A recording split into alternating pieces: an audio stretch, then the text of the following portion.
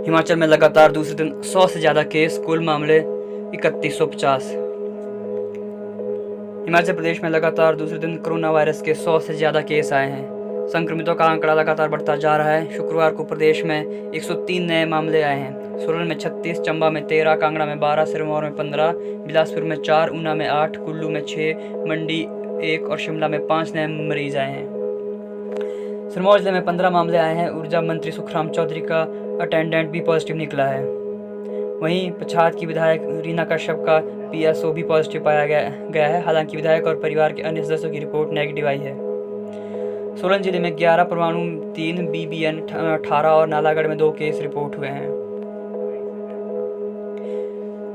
मंडी में कोटली के व्यक्ति की रिपोर्ट पॉजिटिव आई है। कांगड़ा में 12 नए मामले आए हैं। संक्रमितों में 9 सेना के जवान शामिल हैं। चंबा में शुक्रवार को 13 नए मामले आए हैं। चंबा शहर के धड़ोग मोहल्ला में 8 नए कोरोना मामले सामने आए हैं। यहां अब तक 24 केस रिपोर्ट हुए हैं। बिलासपुर जिले में कोरोना के 4 और पॉजिटिव केस आए हैं। चिंतपूर्णी मंदिर का होमगार्ड भी पॉजिटिव। ऊना में विजिलेंस विभाग के 4 कर्मचारियों समेत 8 नए कोरोना पॉजिटिव मिले हैं। चिंतपूर्णी मंदिर की सुरक्षा में तैनात होमगार्ड जवान कोरोना संक्रमित पाया गया है। शिमला में सेना के 3 जवानों की रिपोर्ट पॉजिटिव आई है। इसके अलावा अर्की के एक व्यक्ति की रिपोर्ट भी पॉजिटिव आई है। हिमाचल प्रदेश में कोरोना संक्रमितों का कुल आंकड़ा 3150 पहुंच गया है। 1156 सक्रिय है और 1954 मरीज ठीक हो गए हैं। शुक्रवार को 89 और मरीज ठीक हो गए हैं। कोरोना से 12 की मौत हुई है और 26 मरीज राज्य के बाहर चले गए हैं।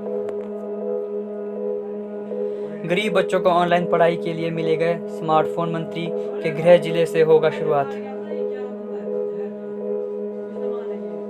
हिमाचल के सरकारी स्कूलों में पढ़ने वाले गरीब बच्चों को ऑनलाइन पढ़ाई के लिए स्मार्ट मोबाइल फ़ोन दिए जाएंगे। शिक्षक संगठनों के सहयोग से शिक्षा मंत्री गोविंद ठाकुर ने गृह जिला कुल्लू से इसकी शुरुआत होगी। अगले सप्ताह प्रदेश के अन्य जिलों के लिए भी योजना पर काम होगा। उप निदेशक कुल्लू ने इस योजना के तहत अपनी ओर से भी एक गरीब बच्चे को फ़ोन देने को कहा है। मंत्रिमंडल में बीते दिनों में हुए फेरबदल के बाद कैबिनेट मंत्री गोविंद ठाकुर को शिक्षा विभाग का जिम्मा दिया गया है। प्रदेश में सबसे अधिक कर्मचारियों वाले महकमा की जिम्मेवारी मिलने के बाद कुल्लू जिले के शिक्षक संगठनों ने स्कूलों में सभी बच्चों की ऑनलाइन पढ़ाई जारी रखने के लिए बीते दिनों में शिक्षा मंत्री के समक्ष मोबाइल फ़ोन देने का प्रस्ताव रखा है। हर जिले में करवाई जाएगी स्कूल प्रवक्ता भर्ती की लिखित परीक्षा, आयोग ने लिया फैसला। स्कूल प्रवक्ता न्यू की भर्ती के लिए अब लिखित परीक्षा हर जिले में होगी। कोरोना संकट के बीच अभ्यर्थी की सुविधा के लिए राज्य लोक सेवा आयोग ने यह नया फैसला लिया है। 16 अगस्त को इतिहास और 23 को हिंदी विषय की परीक्षा होनी है। पहले यह परीक्षाएं शिमला, मंडी और धर्मशाला में लिए जाना प्रस्तावित थी। सभी जिला मुख्यालयों में परीक्षा करने के लिए राज्य लोक सेवा आयोग अब अभ्यर्थियों के पते के हिसाब से परीक्षा केंद्र बदलने में जुट गया है। आयोग के सचिव आशुतोष गर्ग ने बताया कि भर्ती परीक्षा के लिए अभ्यर्थियों को अपने घरों से ज़्यादा दूर न जाना पड़े। इसके लिए सभी जिला मुख्यालयों में परीक्षा केंद्र बनाने का फैसला लिया गया है। उन्होंने कहा कि शिमला, मंडी और धर्मशाला में ही परीक्षा करवाने से अभ्यर्थियों को परेशानियों का सामना करना पड़ता था। इसे दूर करने के लिए अब हर जिला में परीक्षा केंद्र बनाने का फैसला लिया गया है। उन्होंने बताया कि बीते दिनों जारी SOP के तहत यह परीक्षाएं भी करवाई जाएंगी। स्वास्थ्य विभाग के सभी दिशा निर्देशों का पालन सुनिश्चित करवाया जाएगा। बता दें कि इतिहास के 47 पदों के लिए करीब 3050 और हिंदी के पदों के लिए करीब 7000 अभ्यर्थियों ने आवेदन किए हैं। अनुबंध आधार पर नियुक्त होने वाले इन परीक्षकों को प्रति माह 14,500 रुपये वेतन मिलेगा। स्कूल प्रवक्ता की भर्ती में सामान्य श्रेणी के आर्थिक और कमजोर आवेदकों को भी आरक्षण का लाभ मिलेगा। न मास्क और न 2 गज की दूरी, मंत्री को दिए गुलदस्ते, कई नेताओं के हाथ पांव फूले। ऊर्जा मंत्री सुखराम चौधरी के स्वागत समारोह के कई लोग बिना मास्क पहने पहुंचे थे। कोरोना काल में गुलदस्ते देने पर रोक के बावजूद कई जगह लोग पुष्प कुछ बैठकर ऊर्जा मंत्री का स्वागत करते दिखे। जगह जगह हार भी पहनाए गए। वहीं कोरोना वायरस से बचाव को प्रधानमंत्री नरेंद्र मोदी के 2 गज की दूरी है बहुत जरूरी मूल मंत्र को भी लोग भूल गए हैं। सिरमौर जिला में ऊर्जा मंत्री सुखराम चौधरी और प्रदेश भाजपा अध्यक्ष सुरेश कश्यप के स्वागत समारोह के दौरान जगह जगह हुए कार्यक्रमों में सामाजिक दूरी के नियमों की खूब धज्जियां उड़ी।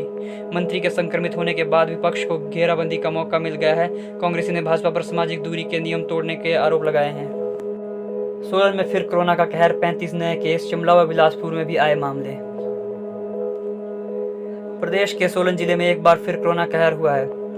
शुक्रवार को जिले में 35 मामले आए, एक साथ नए केस सामने आए हैं। इसके अलावा चंबा में 3 व बिलासपुर व शिमला में 4 मामले सामने आए हैं। सोलन में जो मामले सामने आए हैं उनमें बद्दी बरोटीवाला से 21 मामले हैं, जबकि शेष 10 सोलन शहर, 3 परमाणु व 1 कंडाघाट का बताया जा रहा है। इसके अलावा बिलासपुर में जो मामले आए हैं उनमें एक 39 वर्षीय पुलिसकर्मी शामिल है।